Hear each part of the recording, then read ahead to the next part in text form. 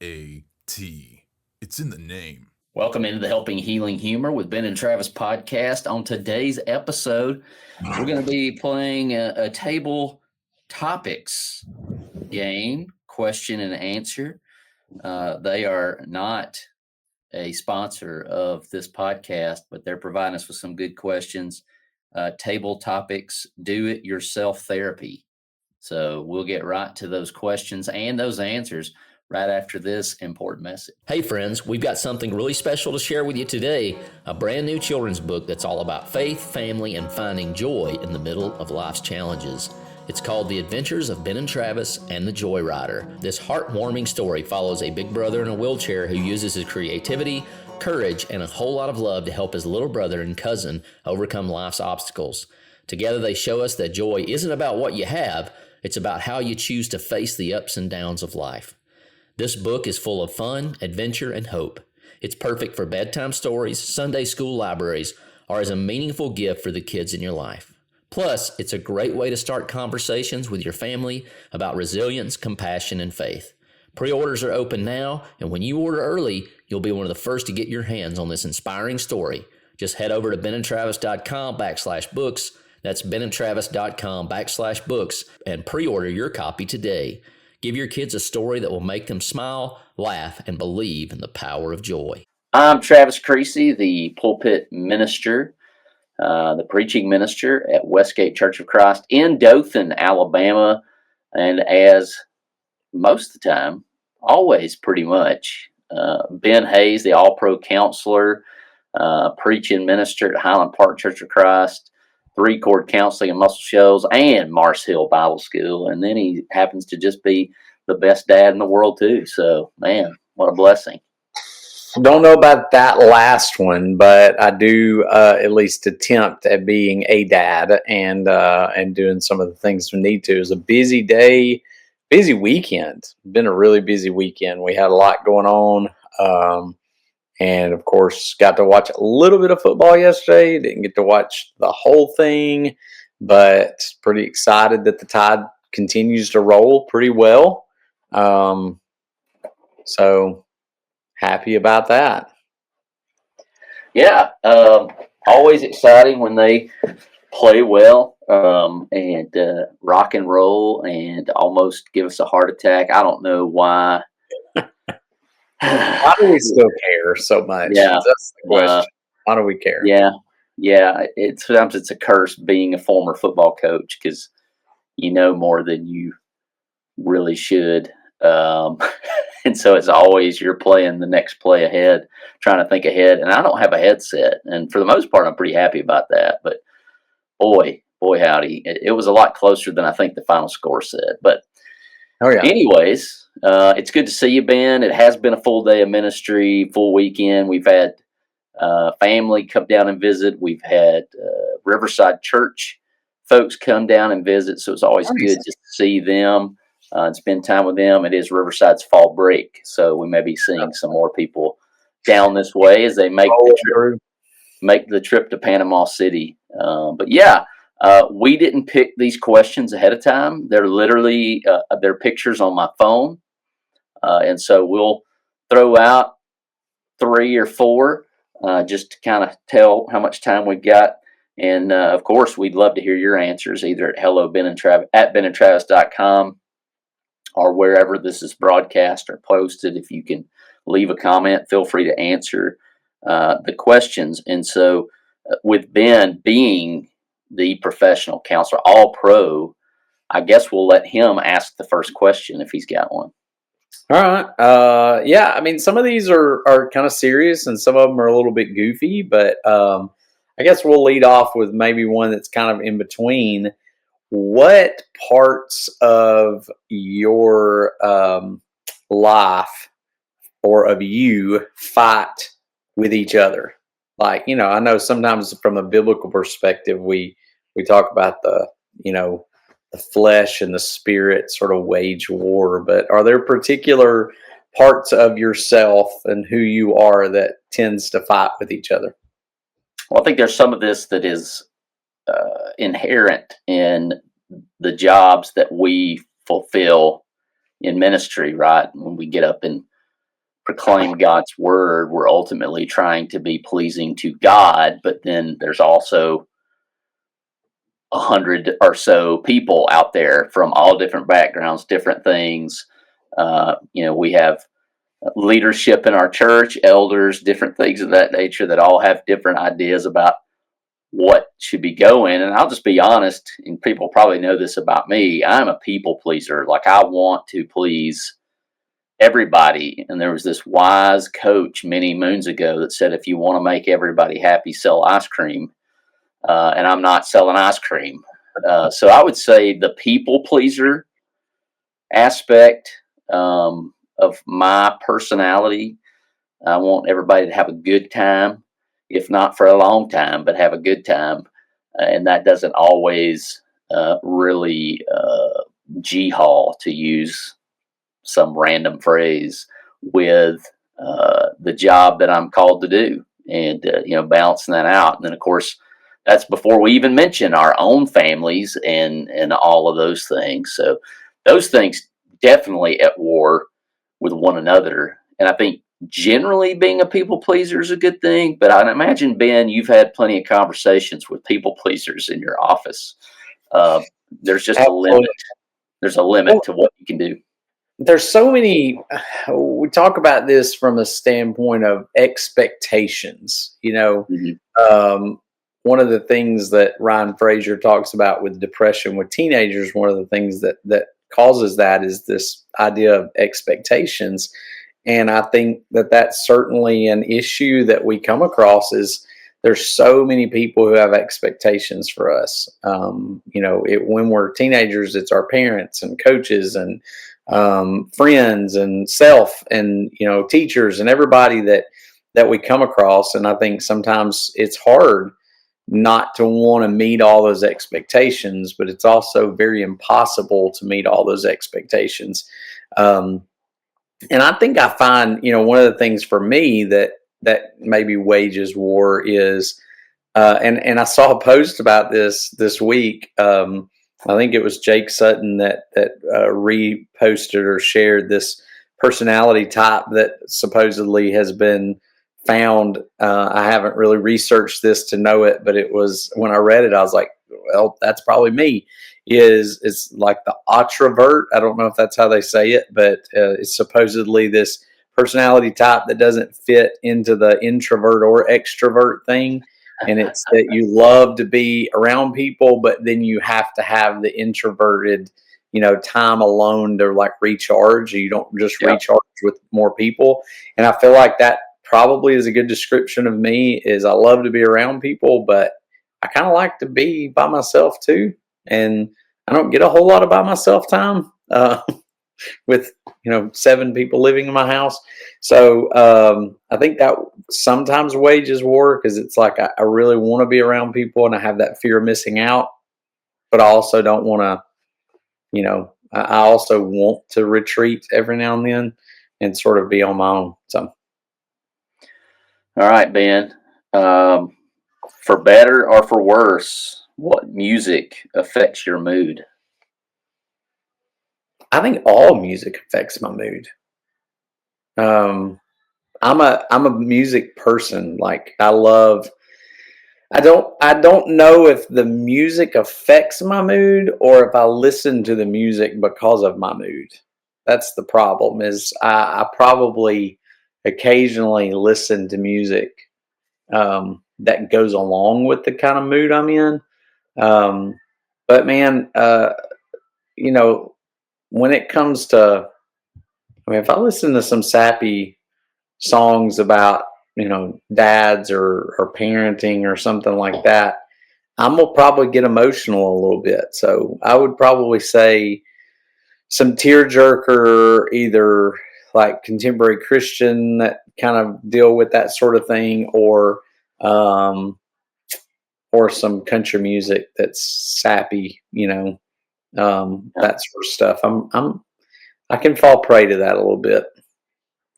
Yeah, in high school, big time. I think I listened to country music, and it certainly affected my mood, made me sad and down. And for some reason, I enjoyed it back then, and now I try to avoid it like the plague. But I will say this, that I don't listen to enough music, I don't think. We were actually on the way home from small group tonight, and I just started playing music on my phone. It's like, I'm always taking in information. I feel like there's not a time I'm listening to podcasts or editing podcasts, or even if I'm on my phone and scrolling, it's like 60-second just booms of information, whether it's true or not. I don't know why I said information, like I was in a 80s country, whatever. But anyways, and so I don't listen to enough music, and I'm not interested at all about new music. It's all old stuff on my phone, but it's typically upbeat. But I need to get back to listening to music, and maybe not just uploading information all of the time. So maybe I need a little mood alteration from time to time. I've gotten to the point now where I listen to classical music, or at least hymns played classically. And so that's been... Well, in the mornings on the way to school, my kids control the radio, so that sometimes affects my mood. Yeah, I guess you're getting all that new Taylor Swift stuff, right? No, thankfully not too much of it, but I do get some Benson Boone and some, really cheesy Disney TV, made for TV movie stuff. So sometimes, yeah, it can affect my mood. Just not enough, not in a real positive way. Oh, that's okay.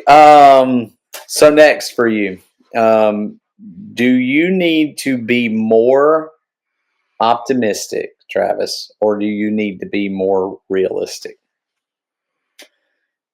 I think going back to maybe even the original question, there's the things that I say, there's the things in which I act, but then there's this internal monologue, right? That's going on. And I think that they generally offset each other in a good way. The Bible tells us, right, that really the issues of life, the problems of life, the nasty parts of us are in our heart, right? And then you have this whole world that's going, oh, just trust your heart, go with your gut. And that's not a message found in Scripture. And so it's this Holy Spirit action of my whole life isn't dependent on, once again, the people pleaser. There's a battle there of what this person says or this person does, and I don't have a whole lot of trust in them getting it right. I don't have a lot of trust in myself getting it right. And so I guess my answer would be, depends on what day it is. A Sunday morning Bible class, Sunday worship, man, I mean, I'm like on top of the world. Like I count down the days till the church is back together. Same thing for Wednesday night. But then, there is a real, there's the spiritual reality, which I believe is the ultimate reality. But then there's also the wisdom that comes with that, understanding that you can't build your house on what everybody else says, and your relationship with Jesus has to be personal. And so I think the Bible does a great job of balancing it out if you read it for what it's saying. Don't trust yourself. You need to be real about yourself and your limitations, but also try to have the perspective on others as being a soul made in the image of God. And you need to encourage those folks. Now, sometimes, Ben, both of us, if we've lived long enough, have had that person that their level of encouragement is blunt honesty. And hopefully we've learned to kind of just take that and go, okay, well, what's true there and how can I make it better, But yeah. Well, I think for me, I think realistic is maybe, I've tried to become more realistic on things. I've always been kind of an optimist.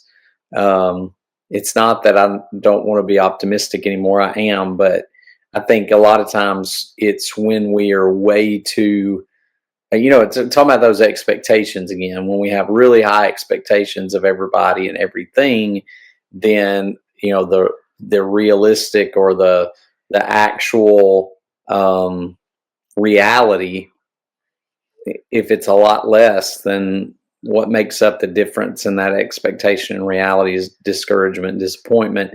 So I try to be real about things. I try not to set those bars too high, because I feel like a lot of people, when they do that, whether it's an expectation I have for you or an expectation I have for my wife or my kids, it's great to have expectations, but it's also great to, recognize that, there's none good, no, not one. So, we all mess it up. We all fail at some things. And so, just not getting too high up there on this is what, has to happen.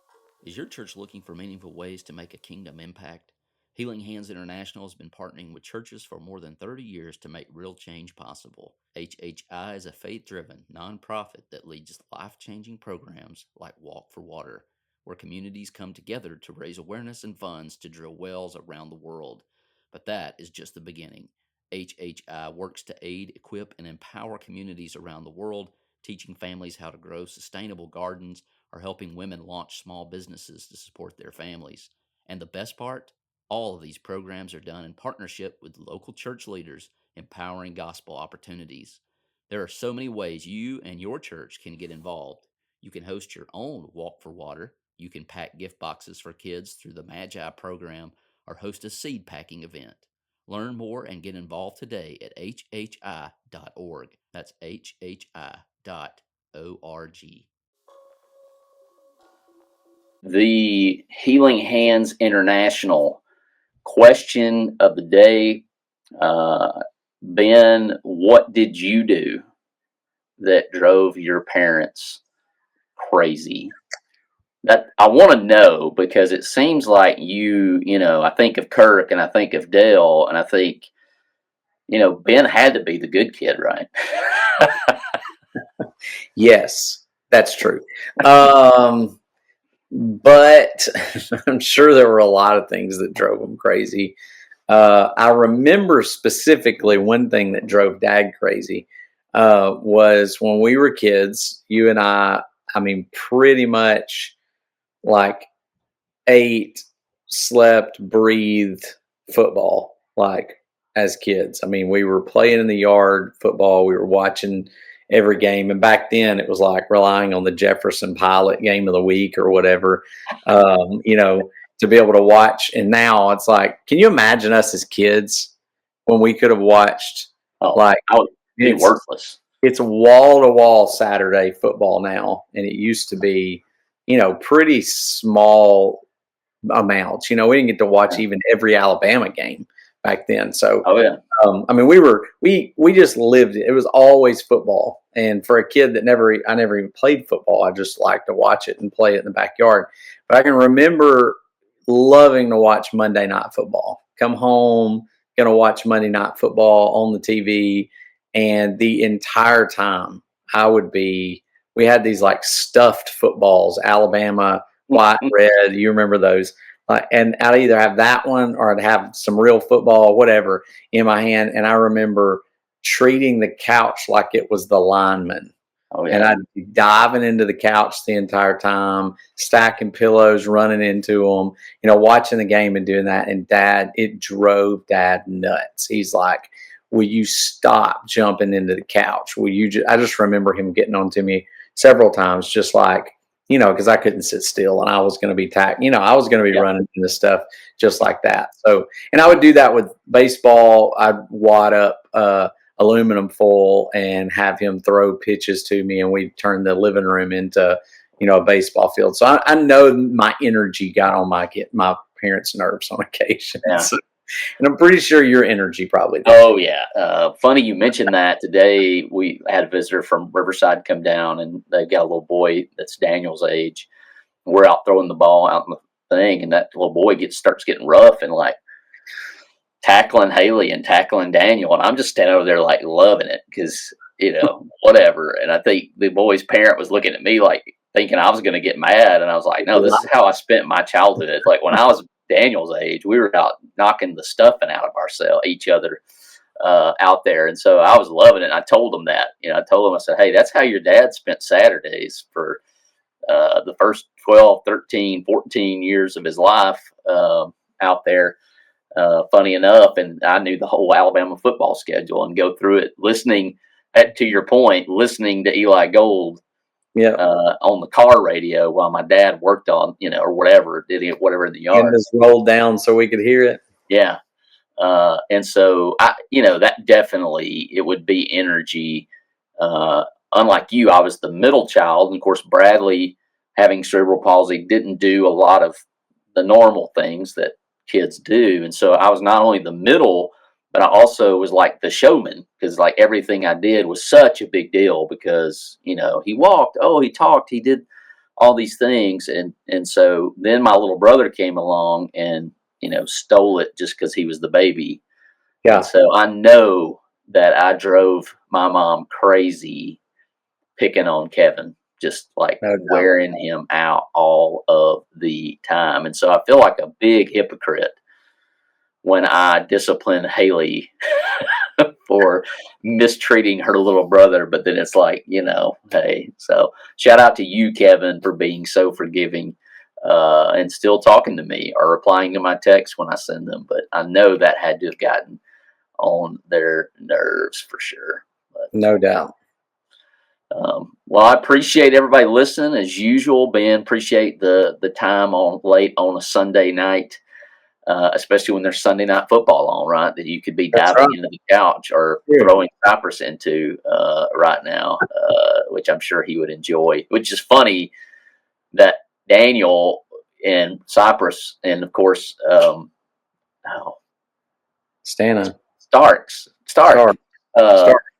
You go up there on the cabin on Maywood, and it's like Ben and Travis redo in the same cabins that we were in. So they look forward to that. Of course, Maywood has gotten pretty popular down here. We've been asked, I think, every week, hey, are we still going to Maywood? And I'm like, yes, we're going to Maywood, Lord willing. And Daniel's like, good, because I never get to see Cypress. And I'm like, we're going to make it work, buddy. We're going to make it work. So you can pass that along to Cypress. We're counting down the days for Maywood. And I'm like, you'll probably see him at Thanksgiving too. We're going to see him before then. So that'll be exciting for them. There will be some times. Yeah. Well, you take it easy, Ben. You guys listen at home. Thank you for listening. Like I said, be sure to reach out with the answers. Comment below if you're watching the video what your answers to these questions are, and have a great week. Have a good one.